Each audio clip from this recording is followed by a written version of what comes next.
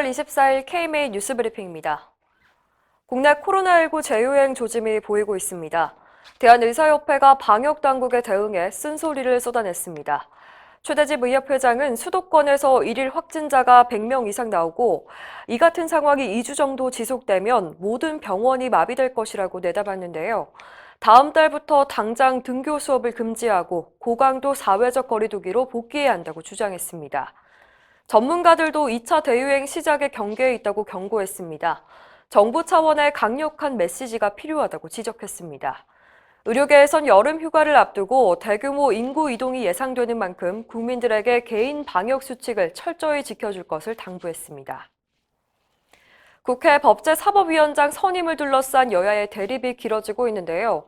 이렇게 국회가 공전하는 가운데 코로나19 백신 치료제 개발 예산 지원을 기다려온 제약업계가 속을 태우고 있습니다. 선진국의 발빠른 대응과 달리 지원이 늦어지면서 골든타임을 놓칠 수 있다는 우려도 나옵니다.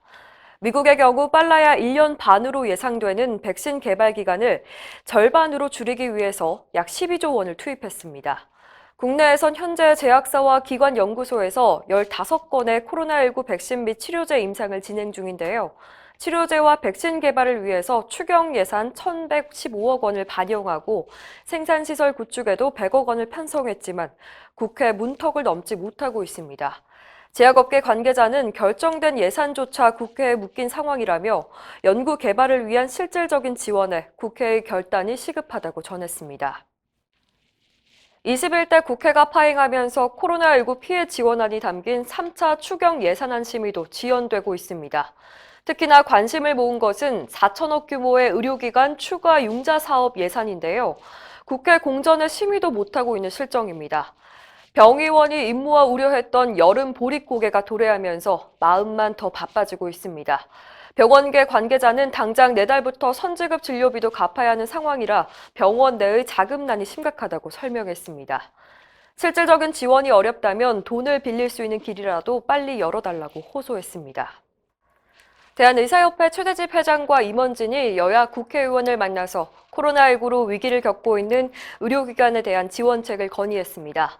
의협은 지난 22일 미래통합당 정희용 의원과 23일에는 더불어민주당 이용빈 의원과 만나서 안정적인 의료 환경 조성을 위해서 국민건강보험법과 국민건강증진법 개정을 통해 국고 지원 투입을 높일 것을 건의했다고 밝혔습니다. 최대집 회장은 우리나라도 코로나19로 의료 시스템 붕괴 위기에 직면하고 있다며 재정 투입을 서둘러 의료 정상화와 의료개혁을 추진해야 한다고 밝혔습니다.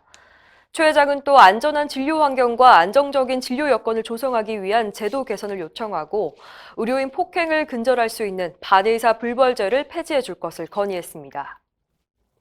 논란이 되고 있는 한방첩약급여와 시범 사업에 대해서 서울시 의사회가 강력히 반대하고 나섰습니다. 서울시 의사회는 어제 성명을 통해서 국민은 마루터가 아니며 안정성과 유효성이 검증되지 않은 첩약급여와 시도를 당장 철회하라고 주장했습니다. 서울시 의사회는 한방첩약의 경우 검증 시스템이 없고 연구 보고서를 통해 약제로서의 기준을 충족시키지 못하고 있다고 지적했습니다. 한방첩약 급여화에 대한 의료계 반발은 계속되고 있는데요. 부산시 의사회와 대한가정의학과 의사회도 잇따라 반대 성명을 발표했습니다. 의학계도 우려를 금치 못하고 있습니다. 대한신경정신의학회는 일반 식품에도 적용되는 원료의 원산지 확인조차 어려운 첩약에 대해서 국민을 대상으로 안전한지 확인해보자는 복지부의 태도에 경악을 금치 못한다고 비판했습니다. 이상으로 뉴스 브리핑을 마칩니다. 자세한 사항은 의협신문을 참고하시길 바랍니다.